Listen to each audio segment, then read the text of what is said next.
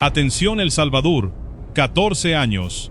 Durante 14 años, una misma estructura criminal le cobró renta a los mismos comerciantes, a las mismas familias, en el mismo pedazo de tierra de Tonacatepeque. Pagabas, o te mataban a vos o a los tuyos. Así de simple, así de cruel, así de real. Y mientras varios de los que integraban esa estructura ya habían caído en los últimos años, procesados uno por la justicia salvadoreña, había alguien que seguía libre, alguien que seguía cobrando, alguien que pensó que el tiempo lo había hecho invisible.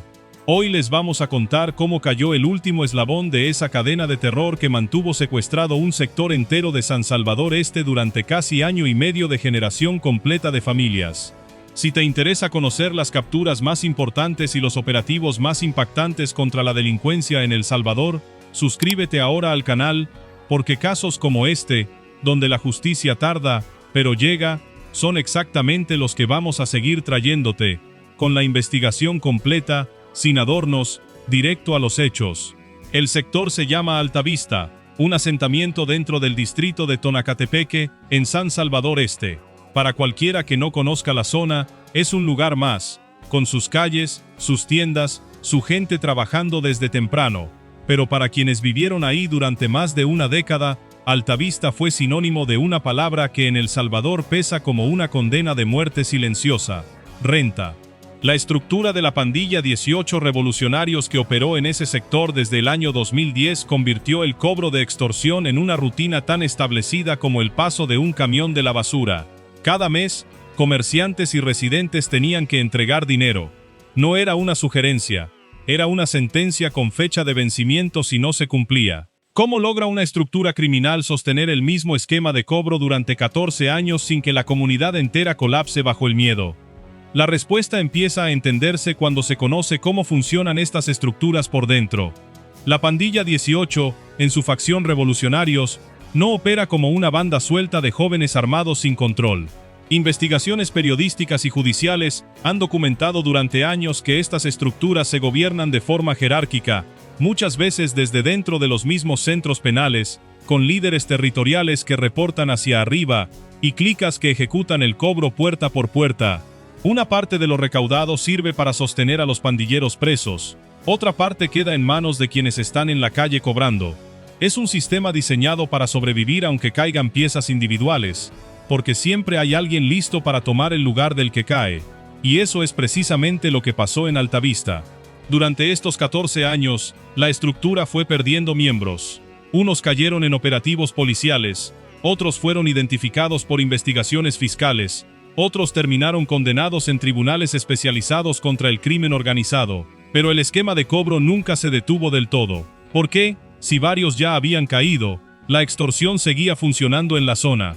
Porque mientras quedara un solo eslabón activo, dispuesto a seguir cobrando, amenazando, sosteniendo el miedo, la estructura seguía viva en la práctica, aunque en el papel ya llevara años desarticulada. La historia de cómo empezó a desmoronarse todo este entramado no arranca con un operativo espectacular ni con una redada masiva.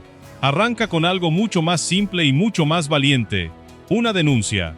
De acuerdo con la investigación fiscal, todo comenzó cuando una de las víctimas decidió romper el silencio y contar que estaba siendo obligada a entregar dinero mensualmente, bajo amenazas de muerte dirigidas contra ella y contra su propia familia si se negaba a pagar.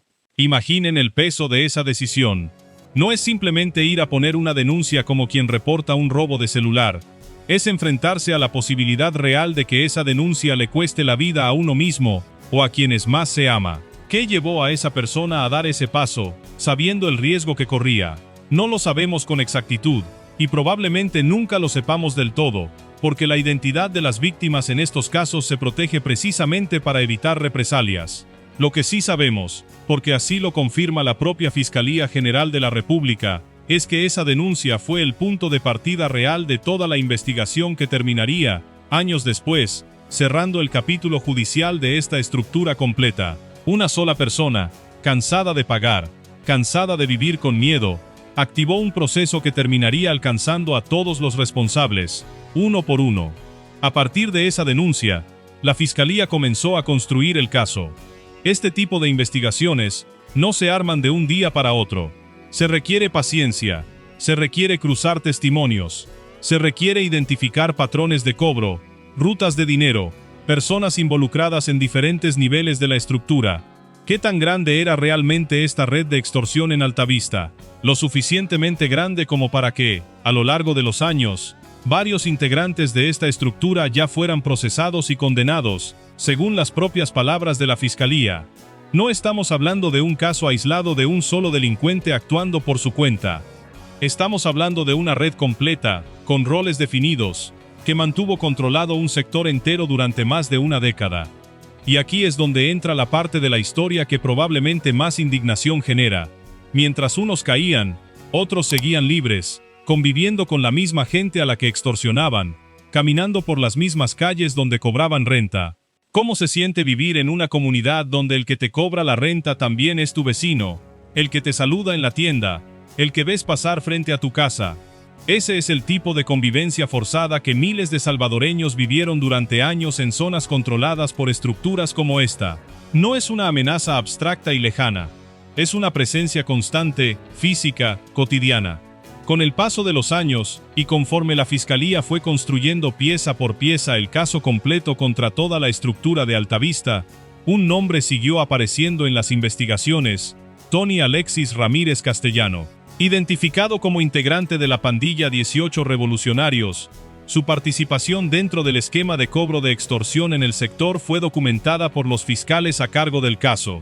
¿Qué rol jugaba exactamente dentro de la estructura? La Fiscalía lo señala como parte activa del entramado que operaba en Altavista, cobrando recursos económicos mediante extorsión a comerciantes y habitantes de la zona, el mismo esquema que había mantenido secuestrada a la comunidad desde 2010. Durante mucho tiempo, mientras otros compañeros de estructura ya enfrentaban procesos judiciales, Ramírez Castellano continuó como parte del entramado que sostenía el cobro de renta. ¿Qué hace que una persona siga sosteniendo este tipo de esquema, incluso cuando ve caer a los que estaban a su lado? Es una pregunta que va más allá de este caso puntual y toca algo estructural. El sistema de las pandillas está diseñado precisamente para normalizar la permanencia en la estructura, para hacer que salir parezca más peligroso que quedarse, para que el miedo funcione en ambas direcciones, tanto hacia las víctimas como hacia los propios integrantes. Pero el tiempo, tarde o temprano, alcanza a quienes creen que están fuera del radar. La investigación fiscal que se había construido durante años sobre la estructura completa de Altavista, finalmente llegó también hasta él. Con pruebas suficientes recolectadas a lo largo del proceso, incluyendo el testimonio original de la víctima que denunció los pagos mensuales bajo amenaza de muerte, el caso contra Ramírez Castellano llegó a los tribunales. ¿Qué pasa cuando finalmente se sienta en el banquillo alguien que durante años formó parte de un esquema de terror comunitario? Lo que pasó fue exactamente lo que debía pasar. La vista pública se realizó en el Tribunal Quinto contra el Crimen Organizado, uno de los tribunales especializados que El Salvador ha reforzado precisamente para procesar este tipo de estructuras criminales complejas. Ahí, la Fiscalía presentó las pruebas que había recolectado durante todo este tiempo, pruebas suficientes para demostrar la participación directa del imputado en los hechos de extorsión que durante tantos años mantuvieron atemorizado a todo un sector de Tonacatepeque. Y llegamos al momento que 14 años de espera para una comunidad entera estaban construyendo silenciosamente: la condena.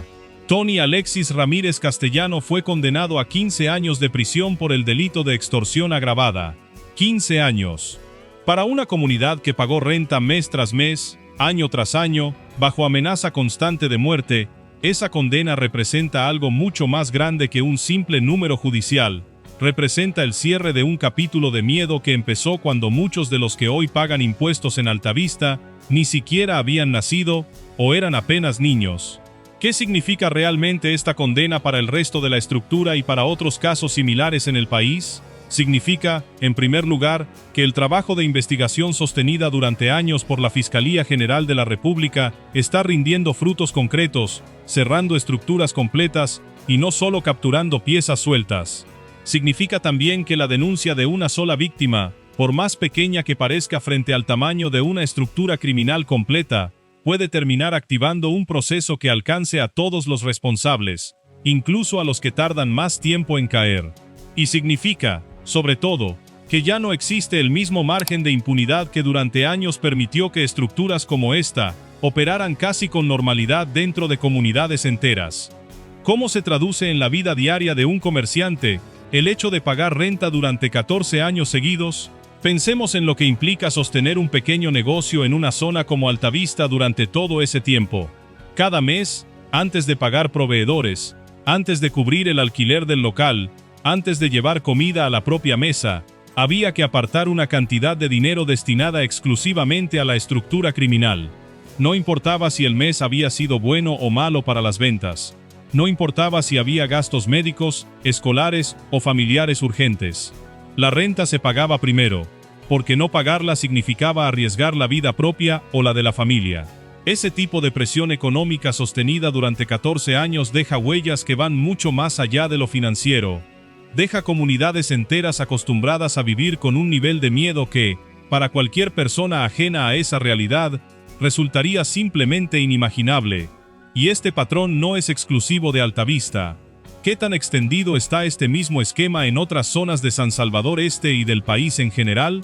Investigaciones periodísticas y judiciales han documentado estructuras similares operando bajo la misma lógica en distintos distritos de Tonacatepeque, Soyapango, Apopa y otras zonas del área metropolitana, todas ellas caracterizadas por el mismo patrón: cobro mensual o quincenal, amenazas directas contra la vida de la víctima y su familia, y una estructura de mando que permite que, aunque caigan integrantes individuales, el esquema de cobro continúe funcionando durante años.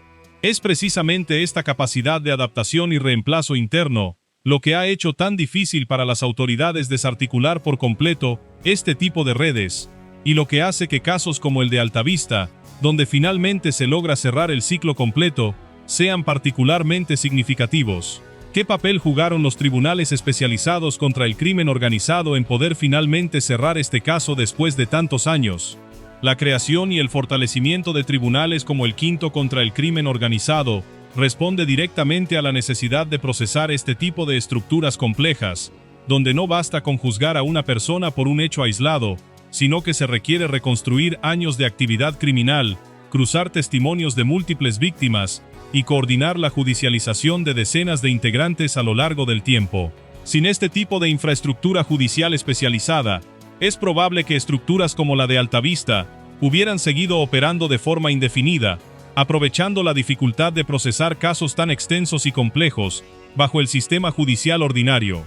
¿Qué pasa ahora con la comunidad de Altavista tras la caída de este último integrante conocido de la estructura?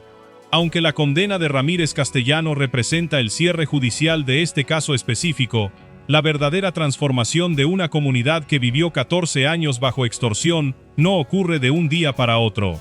Requiere tiempo. Requiere que los comerciantes y residentes recuperen la confianza de que pueden denunciar sin temer represalias inmediatas, y requiere que las autoridades mantengan presencia sostenida en la zona para evitar que un vacío de poder criminal sea ocupado por una nueva estructura.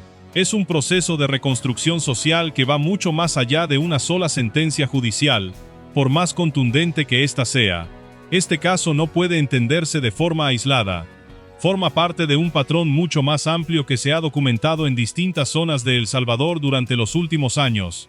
Estructuras extorsivas que lograron sostenerse durante mucho tiempo gracias a una combinación de miedo comunitario, jerarquía interna y capacidad de reemplazo de sus integrantes. Cada vez que caía un pandillero, otro tomaba su lugar en el cobro. Cada vez que un comerciante dejaba de pagar por no poder sostener el gasto, había una amenaza lista para recordarle las consecuencias. Ese ciclo, sostenido durante 14 años en Altavista, es exactamente el tipo de esquema que las autoridades salvadoreñas han priorizado desmantelar por completo, no solo capturando a quien cobra hoy, sino rastreando y judicializando a todos los que en algún momento formaron parte del entramado. ¿Qué pasó con los demás miembros de esta misma estructura que ya habían sido condenados antes que Ramírez Castellano? Según la propia Fiscalía, varios integrantes de esta estructura ya fueron procesados y condenados con anterioridad a este caso.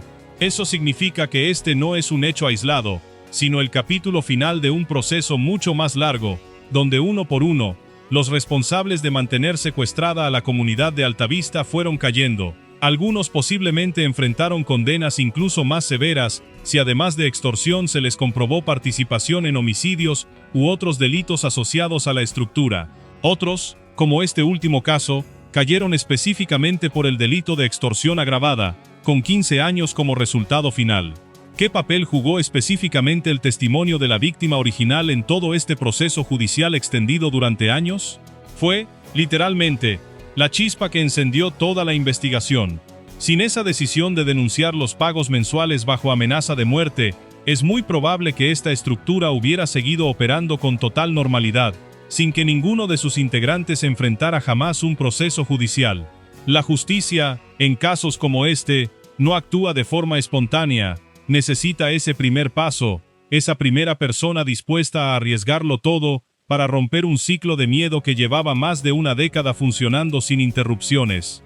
Y aquí vale la pena detenerse en algo que muchas veces se pasa por alto cuando se habla de extorsión en El Salvador: el costo humano acumulado durante todos esos años. No hablamos solo de dinero perdido mes tras mes por comerciantes que apenas lograban sostener sus negocios.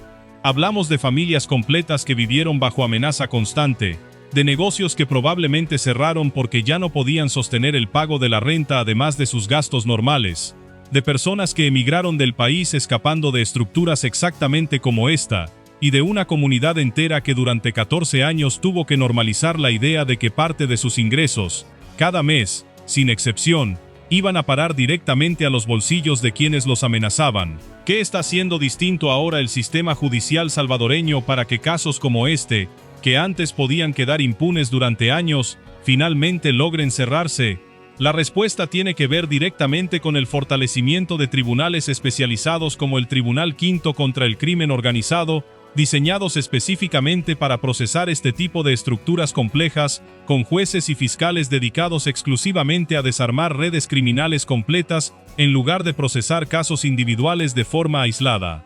Este modelo de justicia especializada es parte de la estrategia más amplia que El Salvador ha desplegado durante los últimos años contra las estructuras de pandillas, y este caso de Altavista es un ejemplo concreto de cómo ese modelo, aunque tarde años en dar resultados completos, finalmente los entrega. La condena de 15 años contra Tony Alexis Ramírez Castellanos cierra, al menos judicialmente, el capítulo de esta estructura específica en Altavista, pero deja una pregunta abierta que va mucho más allá de este caso puntual. ¿Cuántas estructuras similares siguen operando hoy en otros sectores del país, sostenidas por el mismo esquema de reemplazo constante y el mismo miedo comunitario que mantuvo viva esta durante 14 años?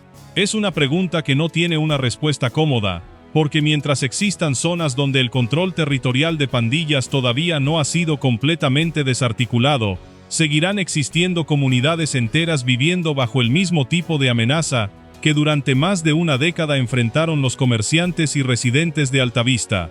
Lo que sí queda claro con este caso es que ninguna estructura, por más tiempo que logre sostenerse, queda completamente fuera del alcance de la justicia. 14 años de cobro de renta, múltiples integrantes procesados a lo largo de los años, y finalmente, la caída del último eslabón conocido de esta red específica. Una denuncia, sostenida por años de trabajo fiscal, terminó por desmontar completamente lo que parecía indestructible desde dentro de la propia comunidad que sufrió sus consecuencias. Este caso se suma a la lista creciente de estructuras extorsivas completamente judicializadas en El Salvador durante los últimos años, y es exactamente el tipo de resultado que reafirma algo que cada vez más salvadoreños repiten: el miedo que antes definía la vida diaria en sectores como Altavista ya no tiene el mismo terreno ganado que tenía hace una década. Sigue habiendo trabajo pendiente, siguen existiendo estructuras por desarticular, pero cada condena como esta representa una comunidad menos secuestrada por el miedo, y un mensaje más claro para quienes todavía piensan que pueden sostener este tipo de esquemas durante años sin que la justicia finalmente los alcance. ¿Qué mensaje deja este caso para quienes hoy siguen sosteniendo estructuras de extorsión en otras comunidades del país? El mensaje es claro, aunque tarde en llegar: el tiempo no es garantía de impunidad. 14 años operando en la misma zona, cobrando a las mismas personas, no fueron suficientes para que Tony Alexis Ramírez Castellano evitara finalmente enfrentar a la justicia. La paciencia de la investigación fiscal, sostenida año tras año, Terminó alcanzando incluso a quien parecía haber logrado sostenerse más tiempo que el resto de sus compañeros de estructura. Y esa es, quizás, la lección más importante de todo este caso. Las estructuras criminales pueden reemplazar a sus integrantes que van cayendo, pero no pueden borrar el rastro de años de extorsión documentada, ni pueden proteger indefinidamente a quienes decidieron sostener ese esquema de terror durante más de una década. Si este tipo de casos te parece importante, si crees que la gente necesita conocer cómo caen estas estructuras y qué hay detrás de cada condena, suscríbete al canal y activa la campanita, porque en los próximos videos vamos a seguir trayéndote, caso por caso, cómo se está desarmando el entramado criminal que durante años mantuvo secuestradas a comunidades enteras en El Salvador. Déjanos en los comentarios qué opinas de esta condena, y si conoces zonas donde este mismo patrón de extorsión sigue siendo parte del día a día. Nos vemos en el próximo video.